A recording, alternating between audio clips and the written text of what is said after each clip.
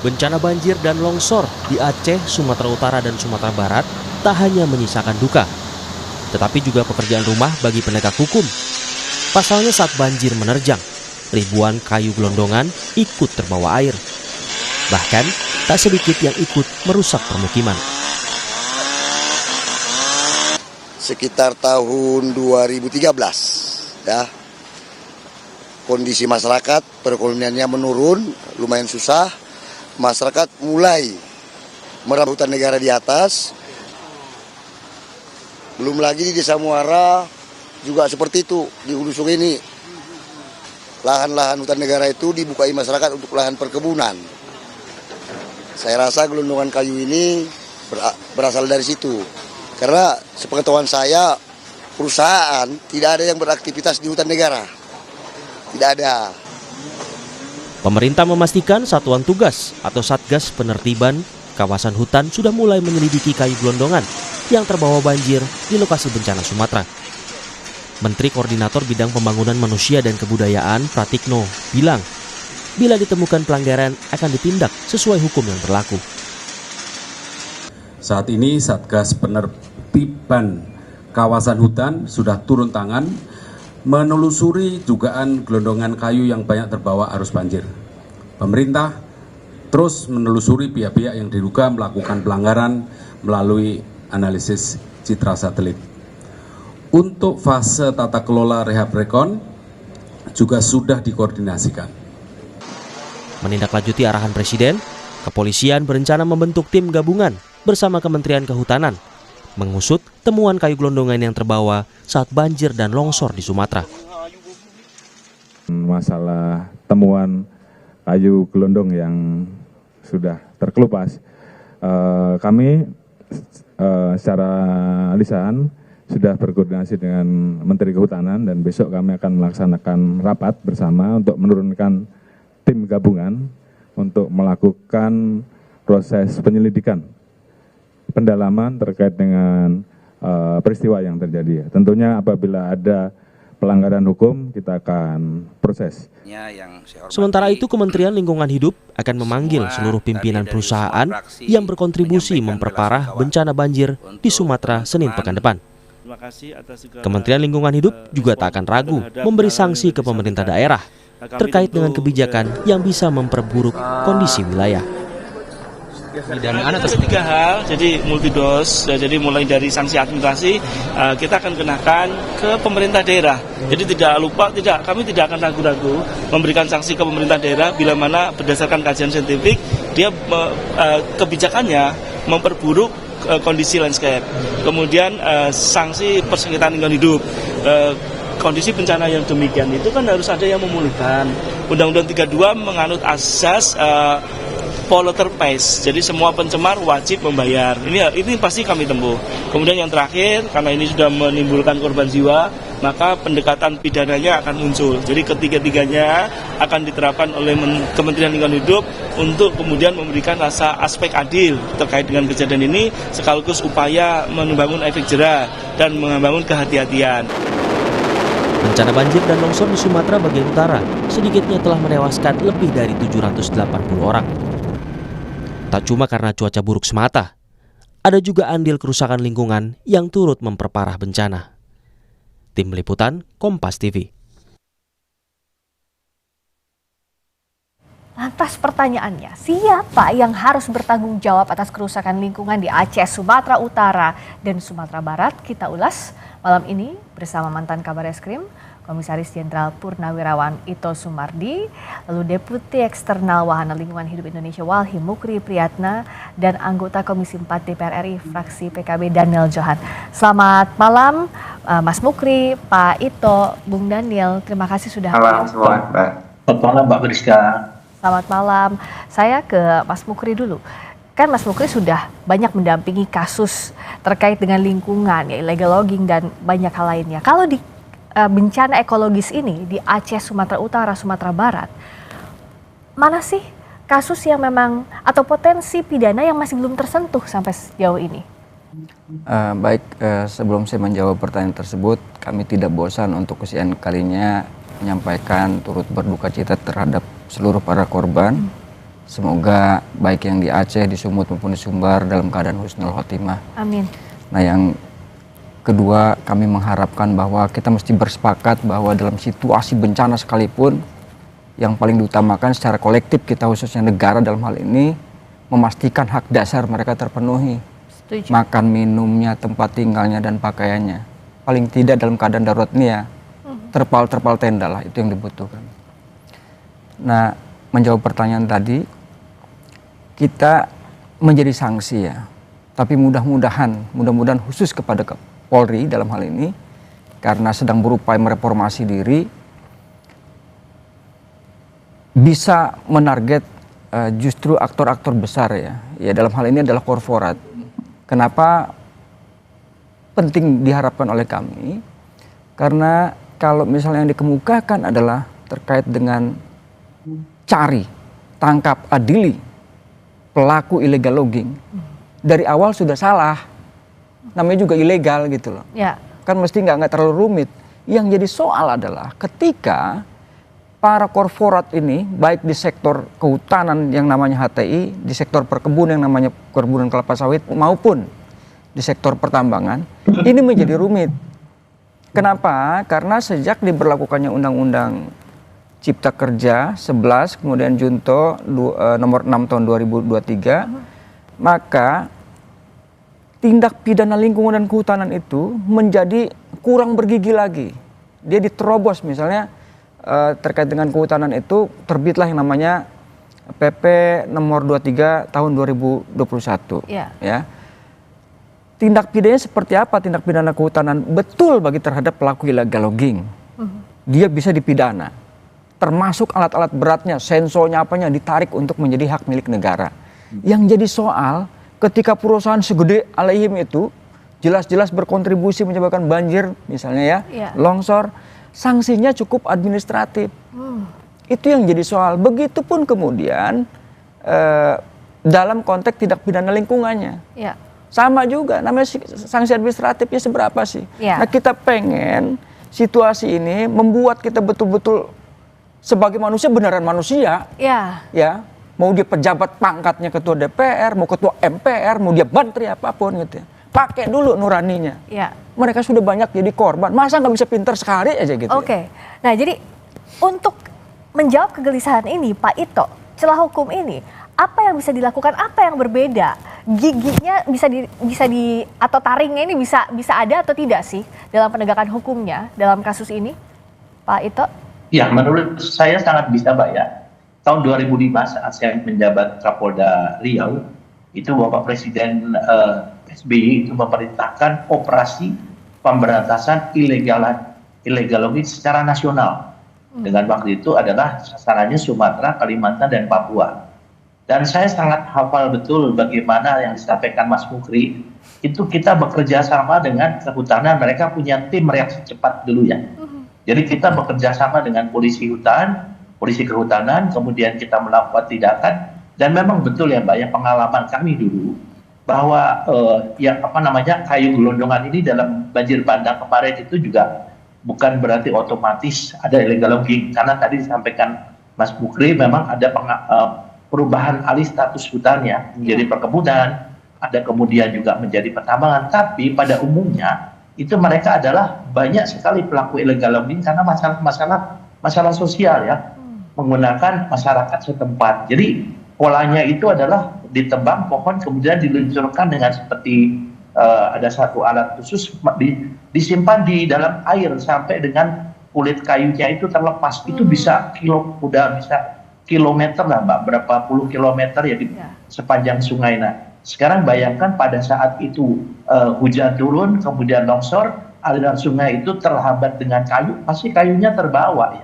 ya. Jadi betul sekali memang harus dilakukan penyelidikan secara teknis, kemudian juga tentunya perlu adanya penegakan hukum ya secara bersama-sama ya. Satgas tadi Pak Kapolri sudah menyampaikan, saya kira mengacu kepada pengalaman kami dulu, saya kira mungkin kita juga akan bisa mengungkap kasus ini. Dulu di Medan itu ada namanya Adeline List ya, yang kena besar, kemudian di Riau juga banyak dulu.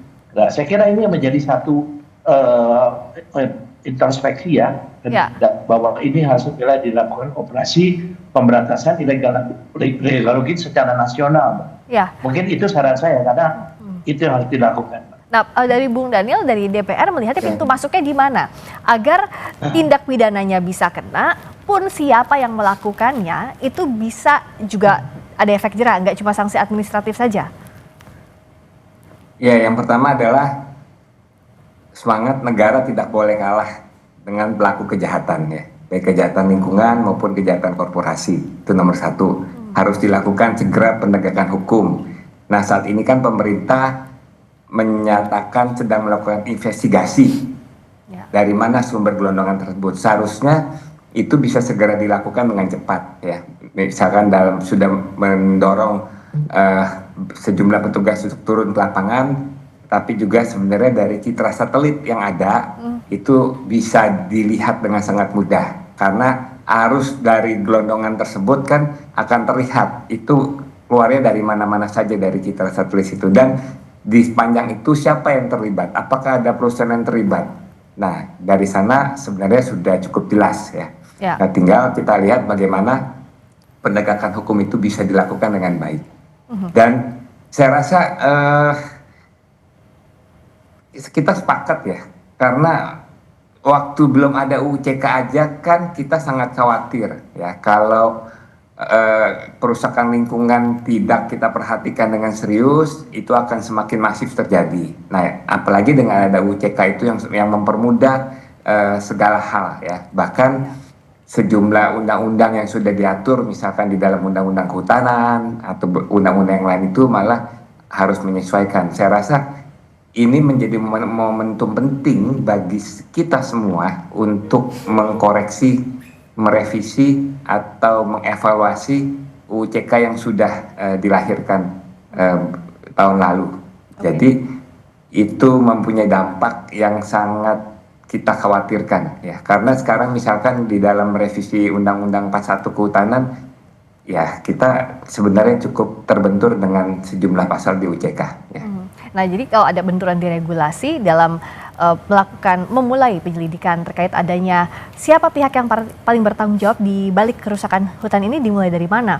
Karena terakhir Menteri Kehutanan bilang ada 12 perusahaan yang diduga melakukan pelanggaran yang menyebabkan banjir di Sumatera. Pertanyaannya perusahaan mana saja? Kita akan bahas di Sapa Indonesia Malam sesaat lagi. Masih di Sapa Indonesia Malam, Menteri Kehutanan Raja Juli Antoni menyatakan pihaknya sedang menyelidiki subjek hukum atau perusahaan terkait bencana banjir bandang dan tanah longsor di Sumatera. Menhub menyebut tim telah menemukan indikasi pelanggaran di 12 lokasi subjek hukum. Itu Kementerian Kehutanan segera melakukan dua hal penting yang patut digarisbawahi.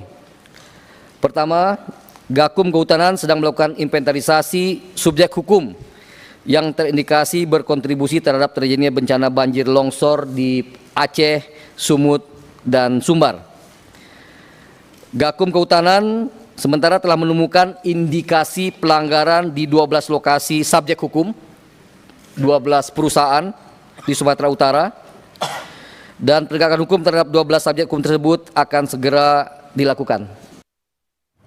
Saya ke Mas Mukri, tadi udah ada 12 subjek hukum yang diindikasikan terkait dengan pelanggaran ini. Apakah pelanggaran atau bahkan ada tindak pidana? Harusnya pintu masuknya lebih mudah. Apa yang harus diwaspadai dalam prosesnya yang bisa jadi kendala? Ya, itu yang pertama terkait dengan indikasi ya, 12, anggap aja 12 perusahaan. Dan baru sebutkan di satu tempat, yaitu di Sumatera Utara. Gimana dengan yang Provinsi Aceh? Gimana dengan yang Provinsi Sumatera Barat? Itu satu hal. Yang kedua, sebetulnya kan kalau kehutanan tuh ya nggak terlalu pusing. Apa alat yang nggak punya? Kalau dia mau periksa misalnya data tahun sekian berapa izin yang keluar, berapa luasnya atas nama PT apa, lokasi di mana, koordinatnya di mana, periksa saat dia penerbitan izin, status rona awalnya seperti apa. Ada citra satelit ya. Misalnya tanggal 1 bulan 1 tahun 2021, oke, kondisi begini tutupan hutannya. Kemudian yang dibandingkan dengan kondisi saat ini. Jadi ada juga kemudian citra satelit itu mau sifatnya real time, ada gitu ya. Tinggal bagaimana kemauannya. Yang kami berharap ini diumumkan kepada publik, pelakunya, jangan kemudian ya seperti kata orang yang umumnya lah gitu ya, hukum ini kadang tajam ke bawah, tumpul ke atas. Giliran nenek Asiani itu yang di Jawa ngambil kayu buat kayu bakar gampang dibui. Harusnya ini juga tegas untuk gitu. 12 subjek hukum. Iya, jadi kalau betul-betul kita mau ngomong tentang bicara soal hukum ya tegakkan setegak-tegaknya. Ya. Kalau nggak berani ngomong karena ini punya pejabat gagah perkasa, berhenti jadi menteri. Ngapain pusing-pusing? Saya bilang aja takut. Sudah, di sini diujinya. Siapa orang yang jujur? Pejabat yang bobrok. Ya. Pejabat yang punya keberpihakan, yang punya nurani, siapapun dia. Ya. Hari ini, karena terlampau sering mereka ini berbohong, nipu. Baik. Apa contohnya itu yang Tangerang, saya ulang-ulang ya. Soal pagar laut, nipu sampai hari ini. Nah, karena itu 12 perusahaan kalau sudah memang disebutkan oleh menteri harusnya bisa dengan tegas ya dilakukan proses hukumnya. Tapi kan yang sering kali jadi kendala adalah justru proses penegakan hukum yang berjalan, Pak Ito. Tadi Mas Mukri di sesi sebelumnya bilang bahwa sanksinya administratif kalau undang-undang kehutanan. Sementara di Kitab Undang-Undang Hukum Pidana sanksinya pidana. Tapi kan ada benturan asas hukum juga.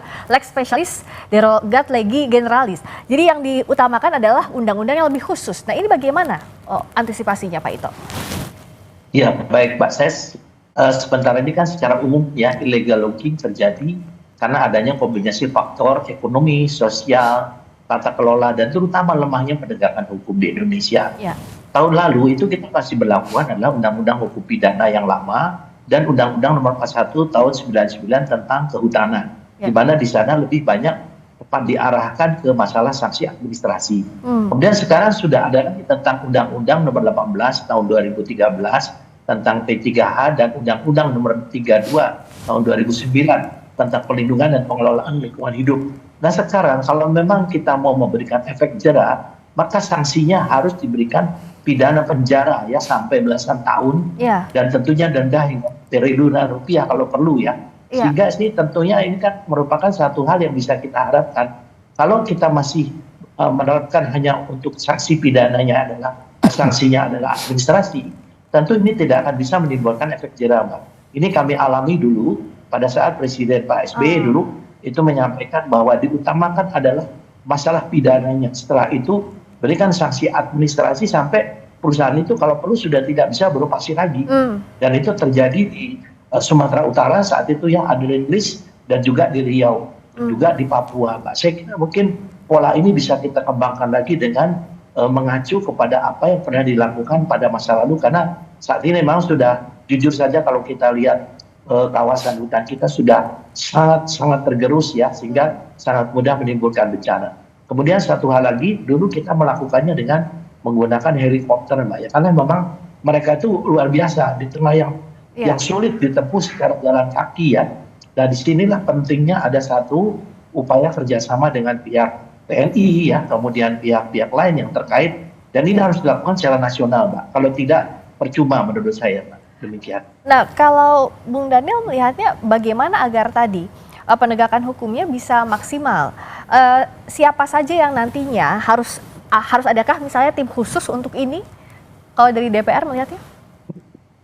Ya kita sudah mendorong ya ada tim khusus untuk melakukan penindakan. Tetapi dari aparat yang sudah ada, dari Gakum, dari kepolisian, saya rasa kalau semuanya saling berkoordinasi, punya semangat yang sama, melakukan penegakan hukum, memberantas segala kejahatan lingkungan yang ada sehingga bencana terjadi dengan korban demikian besar, saya rasa pemerintah bisa lakukannya selama memang pemerintah ingin melakukan itu ya. Tinggal bagaimana pemerintah mewujudkan sampai ke sanksi pidana dan ada pelaksanaan sanksi yang tegas, misalkan seluruh pelaku yang memang melanggar peraturan itu harus melakukan pemulihan lingkungan yang rusak, yang kita disaksikan oleh semua masyarakat. Lalu bagaimana dia juga harus memberikan kompensasi kepada masyarakat yang terdampak, baik secara sosial, secara ekonomi, ya. Dan bagaimana pertanggungjawabannya di hadapan hukum. Dan saya rasa pemerintah saat ini nggak punya pilihan, dia harus membuktikan itu di hadapan masyarakat. Nah, kalau tadi saya ke Pak Ito lagi, kalau berkaca pada kasus sebelumnya, sampai ada perusahaan yang ditutup, ada pidana, ada denda juga yang diberikan, itu bagaimana bisa mengawasi bahwa memang denda itu dilakukan untuk pemulihan lingkungan, untuk warga? Pada saat itu sempat ada kendala atau tidak dalam penegakan hukumnya, Pak Ito? Kalau pengalaman kami dulu Mbak Priska itu sama sekali tidak. Memang kita juga harus melibatkan instansi lain karena tidak menutup kemungkinan adanya oknum-oknum yang menjadi backing ya kita hadapi di lapangan ya. Nah jadi ini pun saya sangat yakin bahwa ini bisa berlangsung, terutama yang ilegal. Yang ilegal itu kan pasti mereka untuk mendapatkan keuntungan yang sebesar-besarnya mereka menggunakan juga cara-cara menggunakan backing daripada aparat ya. Ini yang kita hadapi dulu Mbak. Oleh karena itu memang di sini memerlukan satu keterlibatan daripada lembaga-lembaga lain ya yang untuk bisa menjaga agar backing ini bisa kita atasi. Saya sangat yakin kok kalau yang illegal logging itu mereka punya backing, karena itu pengalaman kami dulu banyak sekali backingnya dari berbagai instansi Mbak. Makanya disitulah kita perlunya ada satu keterlibatan instansi tertentu yang untuk bisa bekerja sama melaksanakan pemberantasan illegal logging. Saya yakin di Polri itu mempunyai pengalaman banyak. Hanya tentunya kita juga dihadapkan juga nanti pada masalah-masalah teknis di lapangan ya, sehingga diperlukan satu satgas. Saya sangat menyetujui rencana Pak Menteri Kehutanan untuk membentuk satuan tugas ya, sehingga masing-masing itu secara komprehensif, secara bersama-sama sinergi bisa melaksanakan kegiatan ini, terutama penegakan hukum Mbak. Tanpa penegakan hukum tidak akan mungkin. Dan kemudian yang untuk tempat-tempat bekas illegal logging, pengalaman kami dulu kemudian kita poliskan, yang kita kembalikan lagi fungsinya menjadi fungsi hutan kembali Mbak di sana. Itu dari hasil yang kita hukuman daripada administrasi ya. Kemudian oleh Pak Kaban waktu itu yang menterinya, kemudian dilakukan penanaman hutan kembali Pak. Mungkin ini yang bisa menjadi salah satu upaya untuk mengembalikan hutan-hutan di Indonesia. Nah, bagaimana agar Satgas ini nantinya bisa berjalan maksimal? Kita akan bahas di Sapa Indonesia Malam usai jeda.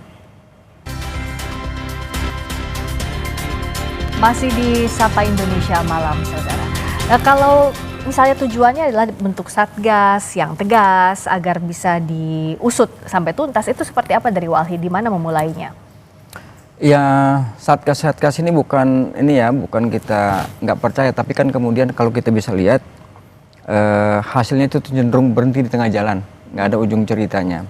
Nah, kami sih berharap dalam konteks bagaimana menghubungkan bencana dengan penyelamatan lingkungan hidup ke depan itu, pertama, seperti saya sampaikan di awal, bahwa kita secara kolektif khususnya negara itu satu, pastikan hak dasar para penyintas. Yang kedua, bagi korban jiwa, tolong santuni, pastikan beasiswanya kalau itu masih anak-anak sekolah. Nah, yang kedua, masuk ke sini adalah kita mau menindak siapa di antara orang yang berkontribusi, pihak-pihak berkontribusi, maka tegakkan hukum. Pidanakan baik orang per orang maupun korporasi. Bagaimana dengan korporasi? Di antaranya dicabut izinnya. Apa masalahnya gitu ya? Karena ini menjadi penting kami sampaikan. Kalau di kepala pemerintah selalu investasi, berulang-ulang kami sampaikan, coba diperiksa berapa sih pendapatan negara Republik ini dari sektor sumber daya alam dibandingkan dengan tingkat kerusakan dan tingkat kerugian, khusus satu hal aja, untuk biaya pemulihan lingkungan, apalagi ditambah bencana. Itu yang kedua. Yang ketiga, penting menjadi pembelajaran situasi Sumatera ini untuk berhenti atau puasa bagi pemerintah memberikan izin, ya, terutama pada industri ekstraktif dan rakus lahan. Karena kenapa? Izin yang baru mau diterbitkan, yang ada aja cumpang-camping. Contoh, bertikai ini antar sama korporasi pemilik perkebunan, baik HTI sawit maupun dengan yang namanya industri pertambangan di banyak tempat. Artinya ada problem di tingkat pemerintah sendiri.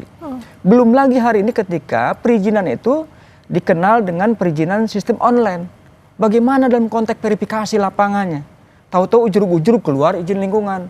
Entah di mana lokasinya, siapa tahu apa itu kondisinya daerah sesar gempa atau daerah ekosistem penting, koridor satwa misalnya, itu tidak bisa dipastikan karena menggunakan sistem namanya perizinan online. Yang keempat, kami berharap bahwa inilah momentum untuk melakukan pemulihan lingkungan dimanapun dia. Kenapa? Kalau tidak salah saya baca dalam RAPBN itu, ketika 2024 laju deforestasi mencapai 278.000 hektar, ya, rencana penanaman di 2025 itu hanya sebesar 36.000 hektar, artinya nggak sebanding. Jadi kemampuan menanamnya hanya 20% dibandingkan dengan tingkat kerusakannya. Itu pun belum tentu jadi semua. Belum tentu 20%-nya juga full semuanya. Betul. Nah, yang terakhir, yang kelima itu, ada dua hal yang terakhir ini. Satu, kita pengen, inilah fakta nyata gitu ya, bahwa dengan dilabraknya undang-undang lingkungan, dilabraknya undang-undang kehutanan, dilabraknya undang-undang tata ruang, situasi ini yang kemudian memberikan gambaran. Masa nggak menjadi sadar? Lingkungan hidup, AMDAL diabaikan. Kemudian kecukupan hutan wajib dijaga 30% minimum ya dari total luas kawasan hilang. Kalaupun dia melakukan tindakan atau pidana sekalipun, hukumannya nanti sanksi administratif. Yang terakhir dari yang kelima ini tadi, poin apa? Sekarang saya sebutkan poin B. Kita menghadapi bencana yang akan jauh lebih besar. Anggap aja nih latihan. Bagaimana kalau seandainya megatrust terjadi? Nggak usah dulu megatrust. Bagaimana kemudian daerah Sulawesi dan Maluku yang hari ini porak-poranda juga terokupasi wilayahnya karena perubahan bentang alam akibat penambangan nikel yang juga sudah mulai terjadi. Kalau seandainya kemudian kembali muncul siklon yang kedua dan posisinya di sana, bagaimana kita akan merespon itu? Nah, kami berharap kepada pemerintah dalam hal ini, selain tegakkan hukum lingkungan, ya 5 hal tadi yang kami sampaikan. Nah, untuk menegakkan hukum lingkungan, termasuk 5 hal tadi yang disampaikan oleh Mas Mukri, Bung Daniel, apa yang DPR bisa dorong? Apakah dalam pertemuan dengan Menteri Kehutanan tadi di RDP, memang didorong upayanya tidak hanya kasus ini saja, tapi harus sampai tuntas kasus ini, plus juga soal pemulihan dan pencegahan ke depannya? Ya, karena beberapa hal yang penting yang tadi sudah disampaikan itu memang menjadi salah satu hasil ya dari pertemuan rapat kerja dengan Kementerian Kehutanan. Jadi kita anggota itu mendorong segera lakukan penyelidikan dan penegakan hukum yang tegas kepada para pelaku perusak kejahatan lingkungan yang memang terbukti ya. Yang kedua, ini menjadi momentum untuk melakukan perbaikan tata kelola kehutanan, dan yang ketiga yang paling penting adalah segera lakukan rehabilitasi das prioritas das yang banyak rusak saat ini dengan melibatkan masyarakat dan melakukan lebih efektif melakukan penguatan pengawasan dan penegakan hukum. Jadi selama ini bisa dilakukan, saya rasa itu sangat membantu ya untuk mengantisipasi rawan bencana ke depan. Dan DPR juga mendorong pemerintah untuk melakukan hal ini, mengawasi pemerintah untuk mewujudkan hal ini ya? Ya, itu apa yang kita dorong ya. Tapi memang tadi benar yang disampaikan Pak Ito ya.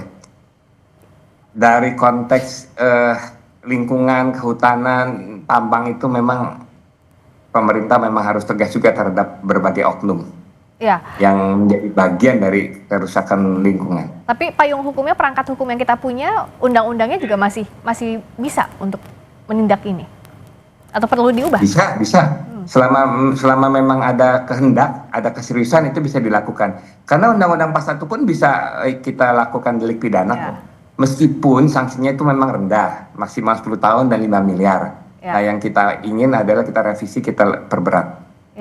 Dan kalau gitu political will-nya harus kuat, Pak Ito. Tadi masalah yang jauh lebih beratnya backing di belakang ini. Nah, bagaimana agar Satgas bisa efektif agar tidak terpengaruh siapapun yang ada di balik ini, penegakan hukum jalan terus sampai selesai? Ya, kuncinya satu, Pak. Tadi disampaikan oleh Pak Daniel adalah pengawasan.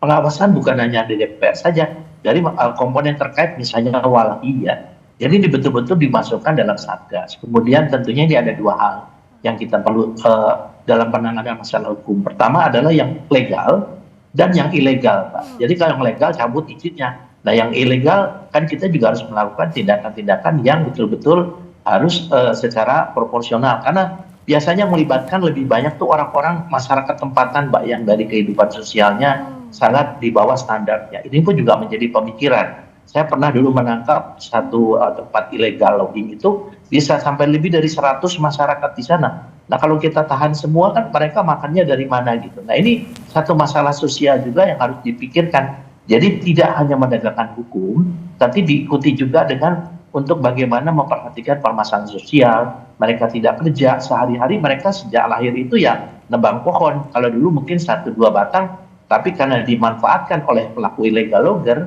mereka bisa dilakukan sampai ratusan atau bahkan ribuan batang pohon. Nah, ini kan tentunya kita harus menjadi perhatian. Dan satu hal lagi, Mbak, mungkin tentunya di sini bagaimanapun juga, karena ini menyangkut kepada kewenangan lembaga-lembaga atau instansi yang berbeda, sehingga perlu dibentuk Satgas. sehingga dalam pelaksanaannya kita semua bekerja secara sinergi, secara harmonis ya, dan tidak melampaui kewenangan-kewenangan yang memang menjadi tanggung jawab instansi tertentu sesuai dengan undang-undang yang menjadi landasan hukum daripada instansi tersebut. Demikian, Pak. Satgas ini yang bisa membentuknya sampai tingkat menteri atau presiden? Pemerintah, Pak. Presiden tentunya dulu Bapak Presiden ya. Satgas Pemberantasan Illegal Logging Nasional ya.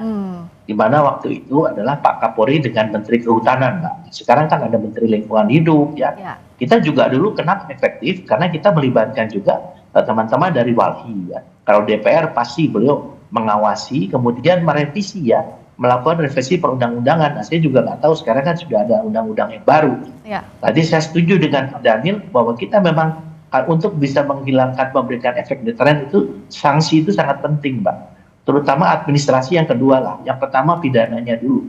Nah, tapi kita juga melihat tadi saya sampaikan pelakunya siapa. Kalau pelakunya masyarakat setempat yang memang hidup di bawah prasejahtera, ini pun juga perlu menjadi pemikiran pemerintah.